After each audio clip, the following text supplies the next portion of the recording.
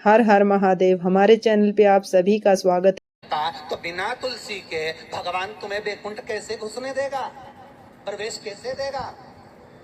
बिना बेलपत्री के शंकर कुछ अंगीकार नहीं करता, तो बिना रुद्राक्ष के शिव कैलाश कैसे लेकर जाएगा? और प्राण अगर रात को निकल गए तो इसलिए शिव महापुराण की कथा कहती है कि गले में अगर तुलसी की माला होगी, रुद्राक्ष की माला होगी, तो कम से कम ये काम तो आ जाएगी। नहीं तो मरने के बाद ईमानदारी से बोलना रे, जितने लोग टीवी पर कथा सुन रहे हो, जितने ये पांडे तारा में कथा सुन रहे हो, प्रतापगढ़ के जितने लोग कथा का श्रवण कर रहे हो, उनसे निवेदन है ईमानदारी से बोलना। मरने के बाद व्यक्ति जिस गद्दे पर सोता है वो गद्दा बाहर फेंक दिया जाता है। बोलो सही है कि गलत है? अच्छे से तो बोलो, सही है। व्यक्ति जिस दरी पर मरा उस दरी को बाहर फेंक दिया जाता है। व्यक्ति जिस चादर को ओढ़कर मरा वो चादर बाहर फेंक दी जाती है। व्यक्ति जिस कपड़े को पहना वो कपड़े बाहर फेंक दिए जाते हैं। अब ईमानदारी से बोलो तो व्यक्ति जिस चेन और अंगूठी को पहना वो उसका क्या होगा? मान लो उसने चेन अंगूठी पहन रखी है। अरे पांडे तारा वाला जल्दी बोलो, उसका क्या करना है? मरने वाले के नीचे दरी भी बिछाते तो ऐसी बिछाते जिसका पूरा कलर चले गया। मरने वाले के ऊपर चद्दर भी बिछाएंगे तो ऐसी बिछाएंगे जो पूरी धुल के जिसका कलर चले गया, बेकार फेंकने वाली वो उड़ा देंगे। कपड़े भी ऐसे और सब सामान फेंक देंगे। पर कोई चेन, वो सोने की इतनी मोटी चेन पहन के बैठ, भले मोटी नहीं हो पतली हो तो कोई फेंकेगा नहीं। अंगूठी नहीं। और सोने की बटन लगाता हो काका जी तो बटन कुर्ता फेंका तो फेंक दे नहीं, कौन फेंकेगा? कोई। तो मतलब अंदाजा लगा लो कि दुनिया के लोग तुमसे प्रेम नहीं करते, दुनिया के लोग तुमसे दिखावा करते हैं। प्रेम तो उनको सोने और चांदी और प्रॉपर्टी से है, इसलिए तो नहीं फेंके। नहीं तो तुम्हें तो फेंक देते। कब का? जब तुम्हारे कपड़े फेंक दिए, तुम्हारी दरी फेंक दी, तुम्हारी चादर फेंक दी और तुम्हें नहीं रखा, मरने के बाद तुम्हें ले जाकर शमशान में फेंक दिया।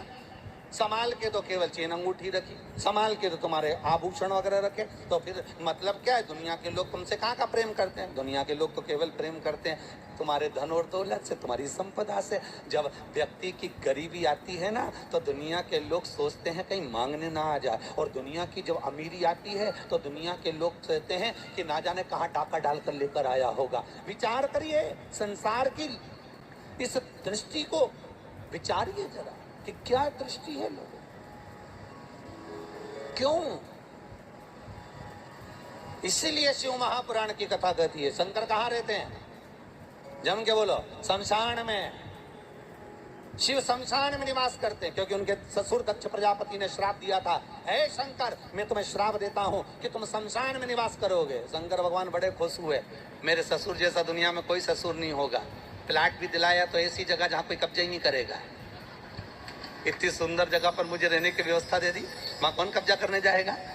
बस सबसे ज्यादा दुख था शमशान में रहने पर तो पार्वती जी को दुख था। पार्वती जी हमेशा शंकर जी से कहती थी अपन शमशान में रहते हैं, अपने को कौन मिलने आएगा? शंकर बनाएंगे, जंगल में मकान बनाएंगे, गांव को छोड़कर वहाँ खेत पे मकान बनाएंगे तो वहाँ कोई नहीं आएगा, वहाँ डर अलग लगेगा। तो शंकर भगवान की कथा देखो, कोई नहीं आएगा, आएगा जब आएगा, और एक बार आ गया तो वापिस जाएगा ही नहीं, रुकेगा।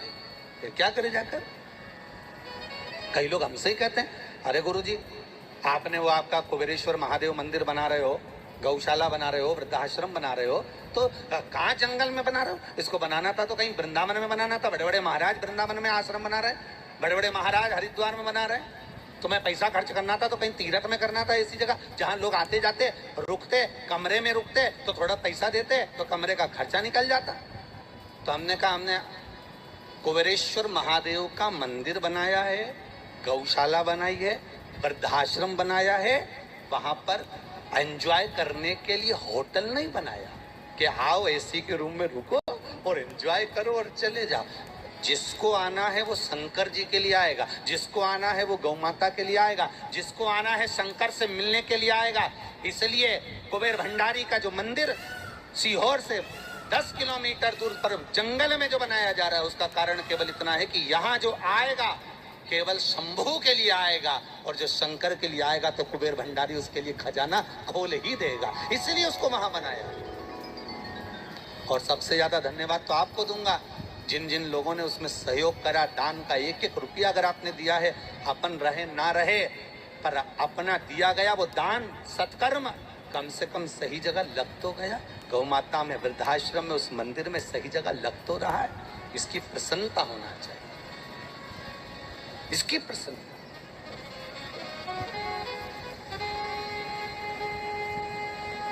अपनी चित्त वृत्ति, अपना मन बनाओ। भगवान जहाँ कहे, शिव जी कह रहे मैं शमशान में रहता हूँ, शमशान में रहने में दिक्कत क्या है मुझे, मैं तो अलमस्त रहता हूँ, मुझे कोई टेंशन नहीं है। पार्वती जी बोली कितना बुरा लगेगा लोगों को यहाँ आने में। शंकर भगवान बोले आने में बुरा लगेगा तो लगे, पर जो भी आएगा थोड़ी देर कम से कम बैठेगा तो सही। लोगों के पास फुर्सत नहीं आती, पर शमशान में आएगा तो थोड़ी देर बैठेगा, ये पक्का। छोड़ उसको। हमारी चित्तवृत्ति शिव में है, हमारा मन शंकर में है। इस मन को अगर शिव में लगा दिया तो शिव की दृष्टि हम पर है, शिव की दृष्टि हम पर। एक और प्रश्न है, बड़ा सुंदर है प्रश्न। क्या किसी ने लिखा है,